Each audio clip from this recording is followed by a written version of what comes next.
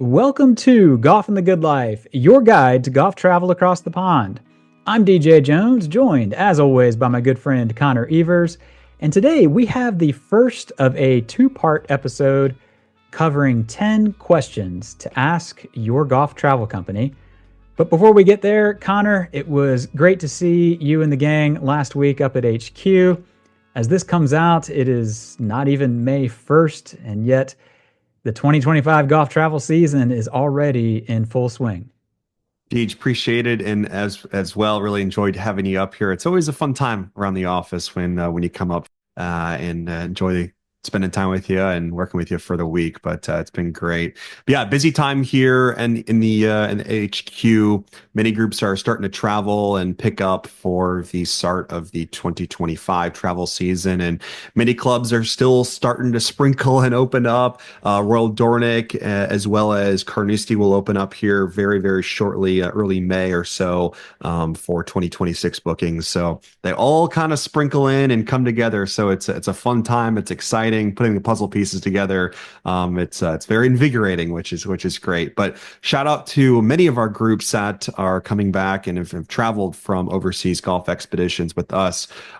Members from Baltusrol, Forest Highlands, the Olympic Club, Holly, and a special shout out to a few of my specific groups from Laurel Links Country Club and Leewood Golf Club as well in New York. So appreciate them and looking forward to serving more of our members for the rest of the season. So that's kind of the intro here and what's new here at HQ Deach. Awesome. And yeah, looking forward to seeing more of the field reports as they start coming in from the season, from those groups and many others. Obviously, we're kind of just at the start of it, but it kicks into really high gear here pretty quickly, and those field reports start rolling in. So before we kind of dive into this today's episode, it dawned on me earlier that we are well into our third year of doing this. And, we've never really been the whole like and subscribe or, smash that like button kind of thing. It drives me crazy when people pause their videos to ask you to do that. However, if you have enjoyed the show and you have found it helpful in your planning process and you've got 90 seconds, take a second, give us a rating on your platform of choice. It doesn't really do us any good, but it does give us a great shot in the arm and, lets us know that, hey, it is helpful and people are listening. And, Connor, we hear that actually every day from some of our travelers and from folks who have been listening.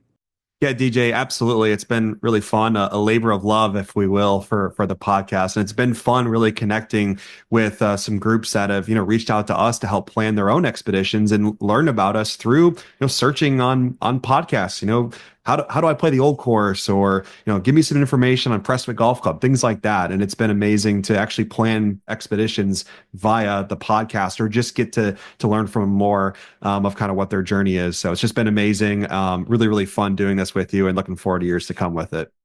I say this at the end of every episode. Send us an email. Well, if you're like me, you tune out of the podcast with the last 30 seconds or so to go. So I'm going to say it today at the front end.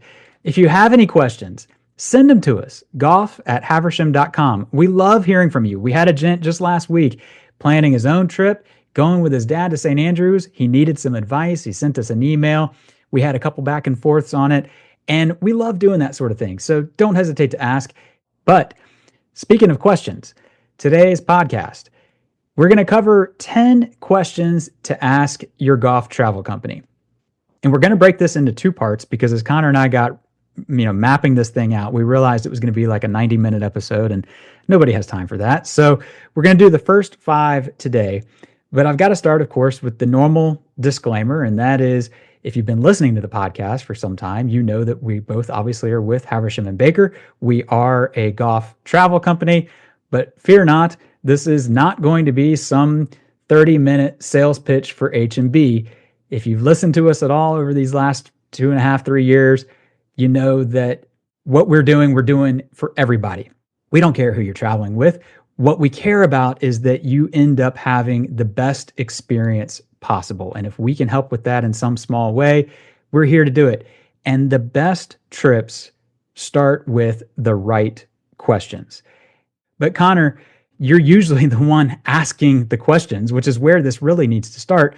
But in order to help build the ideal trip, that Q&A session, it really needs to be a two-way street, does it not? Exactly, DJ. You're so correct, and you're definitely right. And I think, I mean, a lot of times the first conversations that we're having are with the group captains. And the group captain needs to go amongst the group. I mean, depending on what type of group it is. Again, if it's all gents, if it's couples, what have you, and really understand the expectations of the trip on and off the golf course, if you will. And from that standpoint, find these different kind of questions to kind of figure out what tour operator, what company will serve us best. And I think the 10 questions that we'll go into both episodes, but the five we're going to cover today will help kind of designate which company you should go for. And those questions you should be answering. When I say you, meaning that the group should be asking the golf tour operator to kind of figure out, what's best. So first off, the one that we get probably the most feedback on, which is the best, is will we have a dedicated coach and driver? One thing that we do, and some other companies do as well, is you have a dedicated driver host. So this is someone that is with you for the entire trip. They're the ones that pick you up from the airport, bring you to all your golf, your dinners, back to your lodging. They may do some touring in between and bring you back to the airport. If you have a group, I like to say this, if you have a group of 8 gentlemen on the trip, this driver is a part of your trip and they're the ninth person part of it, if you will. They're with you. You're going to know them by name. You're probably going to know their family members, their wives, all this other things by the end of the trip, and then become a part of it and become a family. And for a lot of our groups that travel, they'll sometimes request that same driver on following trips just because of that relationship that they have them. They'll have them over WhatsApp and texting them. It's really, really fun. And that's an experience in and of itself. And a lot of our surveys that we get they're not, oh my gosh, we really loved Royal Troon, or oh my Lord, the dunes at Ballybunion were amazing. Yes, they are. Don't get me wrong. But when our groups do have those driver hosts, that is the feedback they do. That driver host really made the trip. Again, that question, going back to the question, is you're gonna have to figure out if that is experience you want. Some other companies out there will have transfers. You could have a different size coach every day. You have to take all of your items and luggage and everything off the coach. You could have a different driver every single day. More than likely you will.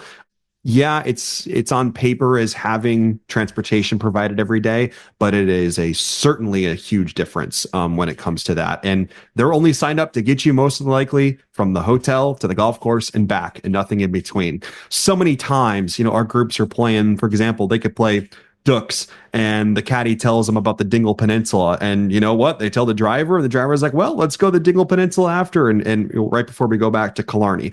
It's those things that really add to the experience. And so many examples, as well as, luggage is lost, or, clubs are lost, or, someone comes in late and the driver's able to get the group to the golf course, play if they're playing a rival day. The driver goes back to the airport, gets them, or works out the luggage. They really are on your team when it comes to this.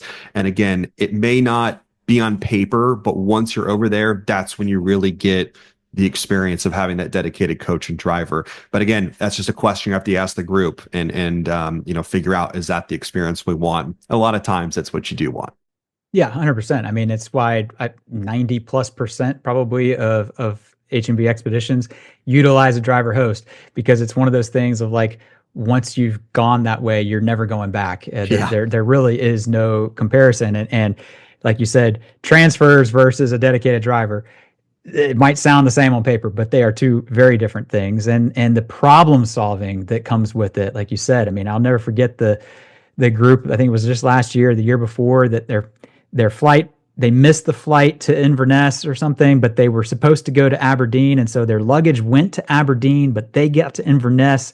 I don't remember what the deal was exactly, but their driver literally drove to Aberdeen, got their golf bags, came back, got the group, and the group played their first round of golf with their sticks, never missed a beat.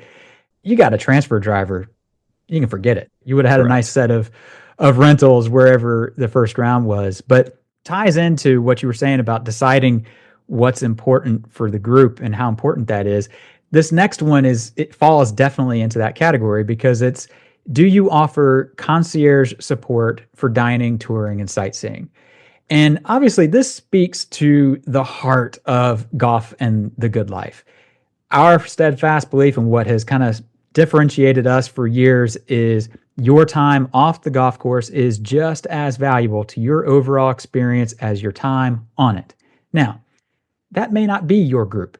Your group may want to play 36 holes a day, and you don't care if all you see is the hotel, the backside of a windshield, and the golf course. Nothing wrong with that. It's not our style of travel. It's not how our members prefer to travel. But if you care at all about connecting with the destination, its people, seeing the sights, getting a full, well-rounded experience of going to, say, Scotland or Ireland that goes beyond golf, then that's the key question to ask, because the time that goes into your off the course stuff is often so much more than what goes into the on course stuff. You book a round of golf, you booked a tee time and you put in a caddy request, and that's kind of it.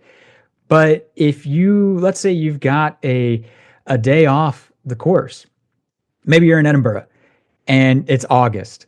Well, you might start off with go to Holyrood Palace, then have a guided tour with a personal guide, and then maybe you have a bite of lunch, and maybe you then go up to the Johnny Walker Experience, and then, oh, well, there's afternoon tea at the Balmoral, or maybe you pop into the Islander workshop and make yourself a backpack or a purse, and then the witchery for dinner, and then the military tattoo to cap it all off. That's like 9 things. All of that has to be booked and managed by somebody. So the question is it going to be you? Are you just going to be handed a list of recommendations and left on your own to handle it?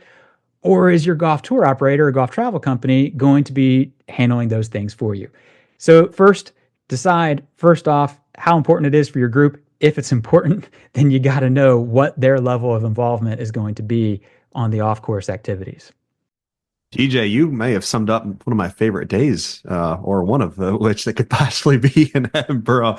Add in Scotch at the Balmoral. I think I'm fully signed up on I missed it. that. I should have traded in Scotch for the Johnny Walker Experience. Yeah, that's a good. I apologize. I'll let you down on that one. So that's great. Yeah, you're so right. A lot of companies, it's here are our recommendations, and kind of figure it out yourself. And we have multiple groups that have multiple different reservations, and if there's tourists and what have you, that's the big thing too. Is adding those in, and it just adds to the level of experience, and something again the group just needs to ask from themselves. So the next thing up, and why a lot of our groups will come to us, is old course guaranteed times, and really asking the question when you're looking at all these different proposals from companies: is what I'm looking at of our time in St. Andrews, is this time at the old course, is it guaranteed? Am I paying for a guaranteed old course tee time?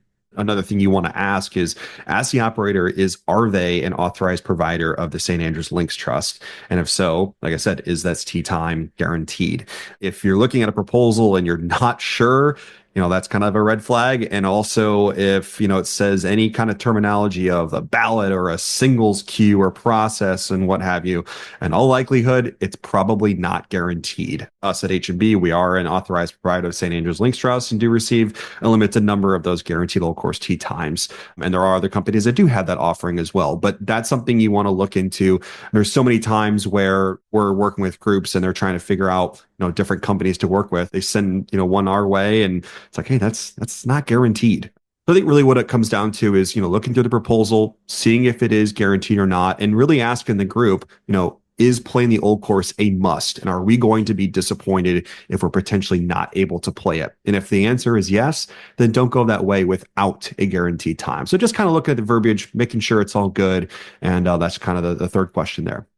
Yeah, absolutely. And given the importance of the old course, I mean, the sheer volume of inquiries that we receive for tee times for the old course, it's obviously hugely important to so many people.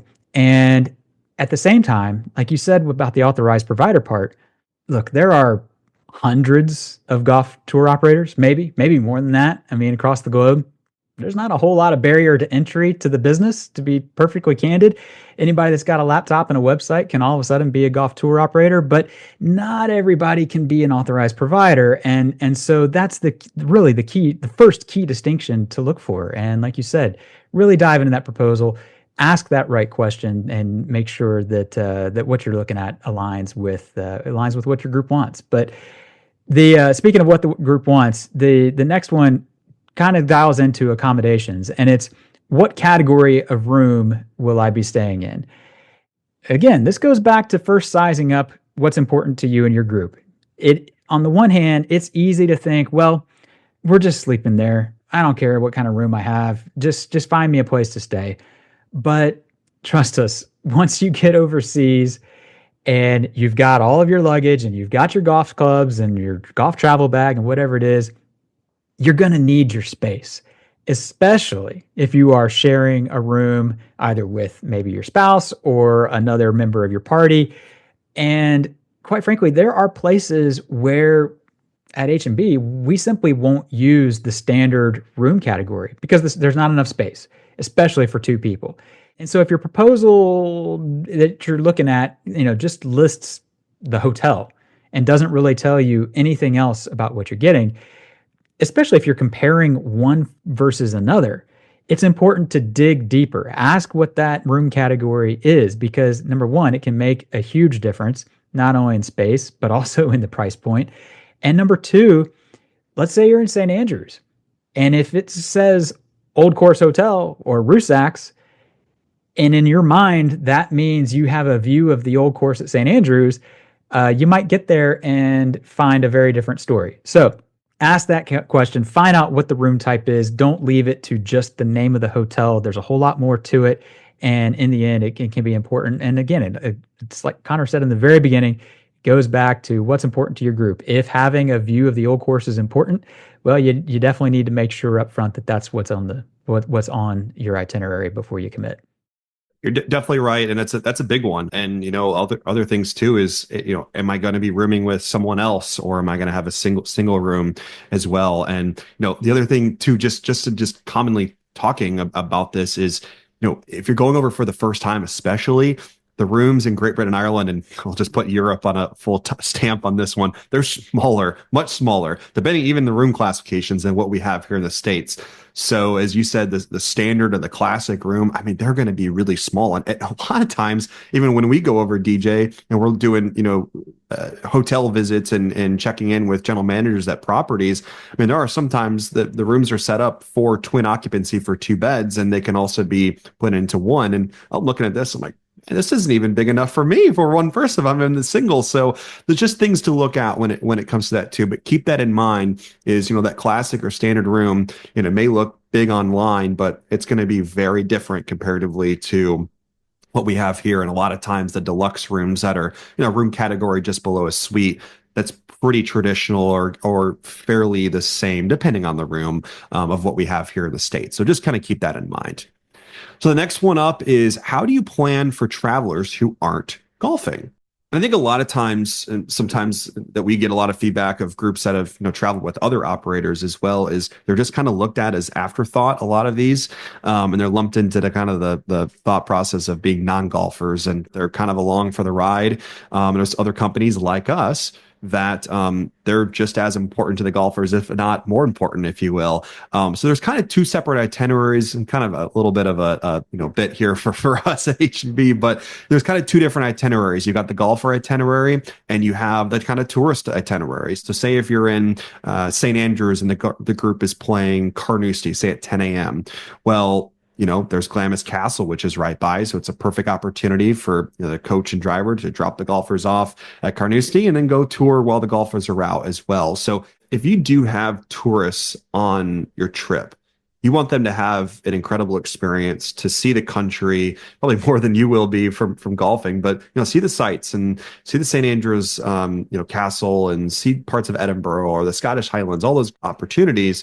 And you want them to really kind of get the same experience or value and feel the same value as you are on the golf course.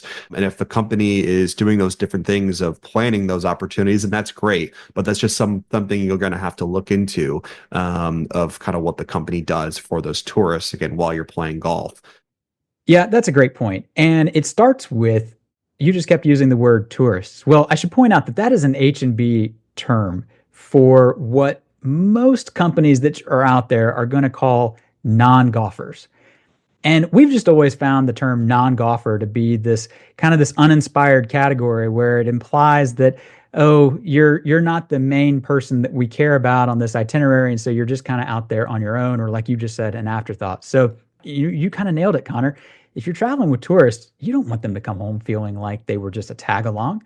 And so it's important to understand what level of involvement your golf travel company will have when planning for tours. If you're a group of 8 golfers, okay, this doesn't apply. But if you've got anyone along that is not traveling with their clubs, or if you are planning to take a day off of the course and do some sightseeing, guess what? You're a tourist that day. So you need to understand what their level of involvement is. But we've hit the first 5, and I think we're going to leave the next 5 for the next episode. So, as I said in the very beginning when we got going, send us your questions, golf@haversham.com. We love getting them, and we will reply to every single one. We will be back again soon with part 2 of this one. But until then, we wish you plenty of golf at its finest and life at its best.